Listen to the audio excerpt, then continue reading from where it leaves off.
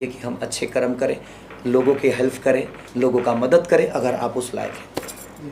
कोई अपने फैंस के लिए 2 लाइन में गाना अभी मत गवाओ भाई, मेरा गला बहुत फंसा हुआ है, मैं 4 दिन से लगातार गा रहा हूँ, तो माफ़ी चाहिए, माफ़ कर दीजिएगा। कभी इंटरव्यू राम के साथ करेंगे तो हम करेंगे। लिट्टी चोखा फैंस के ढेर सारी शुभकामना आप सबको कि आपने इतना प्यार दे रहे हैं, और मुझे लगता है कि इस प्यार को रोकिए मत। आप सबकी प्यार आज भोजपुरी इंडस्ट्री को इतना बड़े मुकाम पे खड़ा कर दिया है कि हिंदी के लोग भी कह रहे हैं कि हमारा सिनेमा नहीं चल रहा है और भोजपुरी चल रहा है। इससे समझ में आता है कि हमारी भोजपुरी कितनी आगे है। ऐसा ही कोशिश अगर आप लोग करिएगा तो थिएटर इससे भी ज़्यादा खुलेंगे, और खुल के एक नया कीर्तिमान पैदा होगा कि नहीं, हिंदी नहीं, हमारा भाषा, अपने भाषा के लिए जितना आप कर सकते हैं। हम तो सिर्फ भाषा के लिए काम करते हैं, लेकिन उस काम को यहाँ तक ले जाने में आप सबका बहुत योगदान की ज़रूरत है। तो कोशिश करिए, ऐसे ही प्यार देते रहिए। थैंक यू सो मच भैया। सबसे पहले तो आपको ढेर सारी बधाई। आज आप पटना बिहार में हैं और लिट्टी चोखा जोर शोर से चल रही, पब्लिक का ढेर सारा प्यार आशीर्वाद मिल रहा है। क्या कहना चाहिए? आप सिनेमा हॉल पे जाने वाले थे। और सबसे पहले दशहरा की ढेर सारी शुभकामना आप सबको कि माता रानी ने सबको कोरोना काल से बचा के आप सबको हमारे बीच में रखा है। ये हमारे लिए हमारा सौभाग्य है जो हमारी जनता आज भी सुरक्षित है और खेसारी को प्यार देने के लिए हॉल तक आ रही है। तो लिट्टी चोखा से जुड़े हुए सारे कलाकारों को मेरा ढेर सारा शुभकामना। डायरेक्टर, प्रोड्यूसर, डिस्ट्रीब्यूटर, बुकर से लेकर हर आदमी का जो प्यार मुझे मिला है, उस प्यार के लिए मैं गदगद हूँ और आजीवन आप सबका कर्जदार हूँ। और मैं सबसे ज़्यादा कर्जदार अपने जनता का हूँ, जो कि इस कोरोना काल से उभरने के बाद जो मोहब्बत आप लोगों ने दिखाई है, आप सबको दिल से प्रणाम। कि इतना मोहब्बत आपने अब किसके लिए दिखाया मुझे पता नहीं, लेकिन खेसारी के लिए जो आपने मोहब्बत दिखाया उसका मैं आजीवन आप सबका कर्जदार रहूँगा।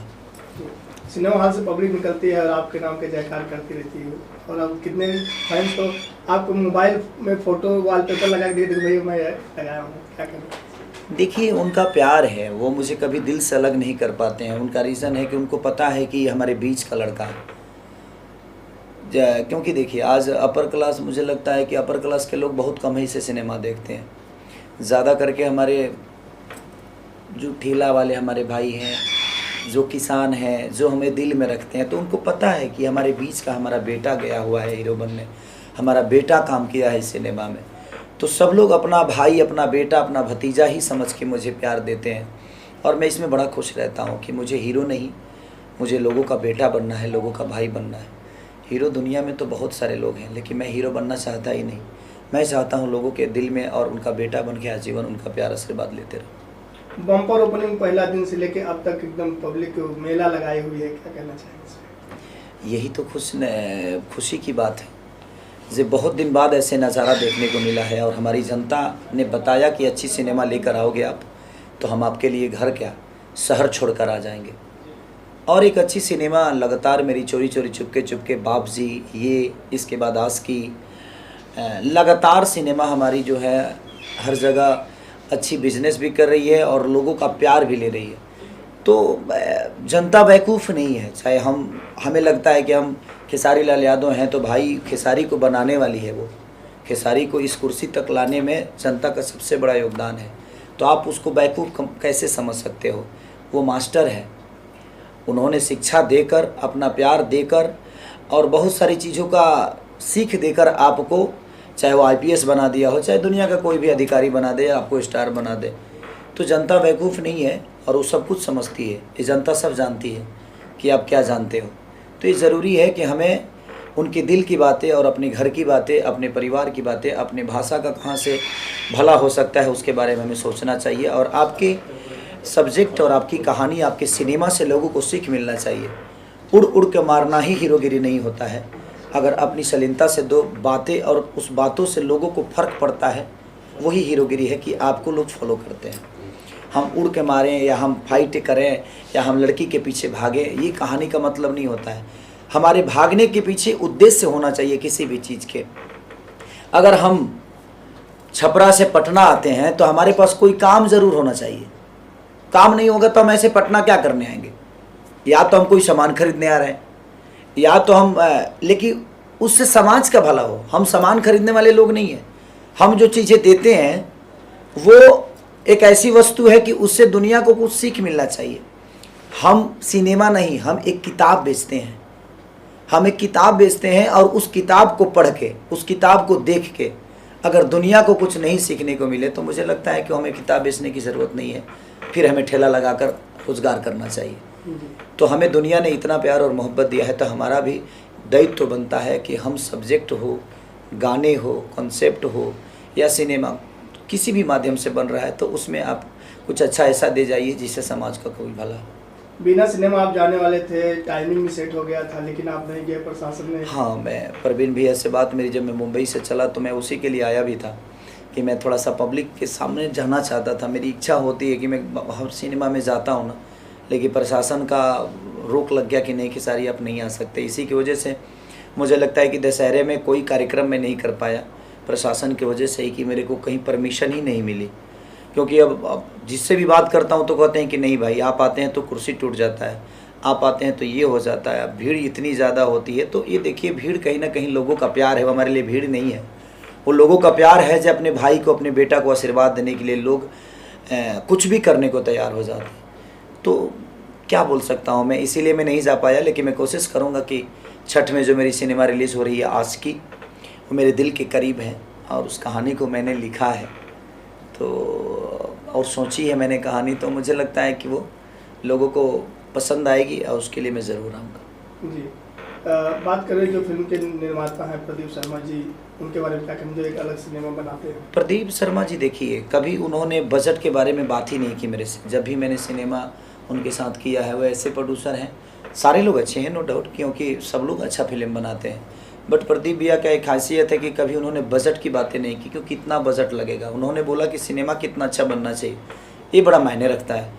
तो मुझे लगता है कि प्रदीप भैया एक कैपेबल इंसान है और वो पैशन के साथ सिनेमा बनाते हैं। उनको कहानी से भी लेना देना होता है और उनको कैरेक्टर से भी लेना देना होता है।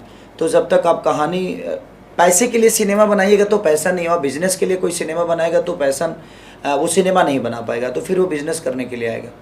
लेकिन पैसन से सिनेमा बनाइएगा तो शायद आप अच्छा बिजनेस भी कर पाओगे, क्योंकि जब आप अपने बेटे से खुद ही प्यार नहीं, लापरवाही के साथ आप अपने बेटे का परवरिश करोगे तो मुझे लगता है कि वो क्या बनेगा आपको भी पता है। तो कहीं ना कहीं वो अपने बच्चे को अच्छी शिक्षा देने की कोशिश करते हैं, उसके लिए बेहतर स्कूल क्या हो सकती है वो हमेशा कोशिश करते हैं कि इसको अच्छे शहर में पढ़ाया जाए, इसको अच्छा स्कूल दिया जाए। तो अच्छा स्कूल देने के लिए पैसे तो लगेंगे आपको, तो इसीलिए शायद मुझे लगता है कि लिट्टी चोखा का इतना अच्छा रिपोर्ट भी है, लोगों का प्यार भी मिल रहा है। और आशिकी में भी उन्होंने बहुत खर्चा किया और बहुत प्यार से आशिकी को बनाया उन्होंने। परवीन जी जो फिल्म डिस्ट्रीब्यूटर हैं, उनके बारे में क्या कहना, आपकी फिल्में रिलीज़ करते हैं पब्लिक? देखिए, फूल के बारे में क्या बोलूँ मैं, वो तो समझ लीजिए कि हम लोग एक तो पोस्टर हैं, लेकिन इस पोस्टर को इस कुर्सी से उठाकर और पूरे गांव में फैला देना ये छोटी बात नहीं है। तो डिस्ट्रीब्यूटर जो होता है, कंपनियां में बहुत सारी चीज़ें होती है, बट सबसे ज़्यादा योगदान होता है उस दुकानदार का जो उस सामान को बेचता है, क्योंकि वही हमें पुश करता है, हमारी चीज़ों को दुनिया तक पहुंचाने का काम डिस्ट्रीब्यूटर करता है। तो परवीन भैया एक अच्छे इंसान के साथ साथ एक अच्छे डिस्ट्रीब्यूटर भी हैं, जो कि हम सब सारे कलाकारों को बहुत प्यार करते हैं। पराग जी की बात की जाए, क्या कहेंगे? पराग जी एक अच्छे डायरेक्टर हैं, अच्छे टेक्नीशियन हैं, अच्छे इंसान हैं। और हमारी रिलेशन एक डायरेक्टर और हीरो वाली नहीं है, हमारा रिलेशन उनसे एक भाई, बड़ा भाई छोटा भाई का है। तो मैं किसी भी डायरेक्टर के साथ काम करता हूँ तो एक बड़ा भाई छोटा भाई का ही फ़र्ज़ अदा करके करता हूँ, क्योंकि देखिए, अगर हम स्टारडम अपनों में दिखाएंगे तो शायद वो सिनेमा नहीं बन पाएगी।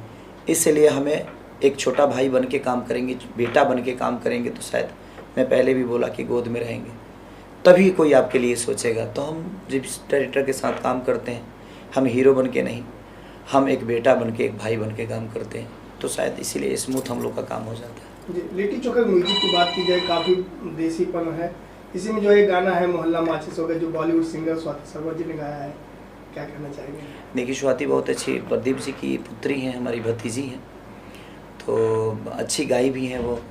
मोहल्ला माचिस हो गया, और उसमें सारे गाने बड़े कमर्शियल हैं और लोगों को अच्छा लगता है, तो इसीलिए शायद लिट्टी चोखा का ये इतना अच्छा रिज़ल्ट भी है, क्योंकि लोगों को हर चीज़ अच्छा लग रहा है। उसकी क्लाइमेक्स से लेकर, मेरा लुक चेंज से लेकर, उसमें सस्पेंस जो है उसको भी लोग बहुत तारीफ़ कर रहे हैं। गाने की बहुत तारीफ़ कर रहे हैं, सब आर्टिस्ट की तारीफ़ कर रहे हैं। तो कहीं ना कहीं एक बेहतर चीज़ होने के लिए सबकी योगदान की ज़रूरत होती है। हम तो हैं, देखिए हम स्टीयरिंग हो सकते हैं, हम इंजन हो सकते हैं, लेकिन एक इंजन से चीज़ें नहीं होती है, बहुत सारी पार्ट जुड़ते हैं तब एक बड़ी गाड़ी रेडी होती है। तो सबका योगदान है, उस सीट कवर का भी उतना ही योगदान होता है, उसी तरह के स्पॉट बॉय के भी उतना ही योगदान है हमारे सिनेमा के लिए। तो ठीक है, हमें दुनिया ने ऊपर रखा है, अपने प्यार में रखा है, ये हमारे लिए सबसे बड़ा सौभाग्य की बात है। लिट्टी चोखा फैंस के ढेर सारी शुभकामना आप सबको कि आपने इतना प्यार दे रहे हैं, और मुझे लगता है कि इस प्यार को रोकिए मत। आप सबकी प्यार आज भोजपुरी इंडस्ट्री को इतना बड़े मुकाम पे खड़ा कर दिया है कि हिंदी के लोग भी कह रहे हैं कि हमारा सिनेमा नहीं चल रहा है और भोजपुरी चल रहा है। इससे समझ में आता है कि हमारी भोजपुरी कितनी आगे है। ऐसा ही कोशिश अगर आप लोग करिएगा तो थिएटर इससे भी ज़्यादा खुलेंगे, और खुल के एक नया कीर्तिमान पैदा होगा कि नहीं, हिंदी नहीं, हमारा भाषा, अपने भाषा के लिए जितना आप कर सकते हैं। हम तो सिर्फ भाषा के लिए काम करते हैं, लेकिन उस काम को यहाँ तक ले जाने में आप सबका बहुत योगदान की ज़रूरत है। तो कोशिश करिए, ऐसे ही प्यार देते रहिए। Thank you so much.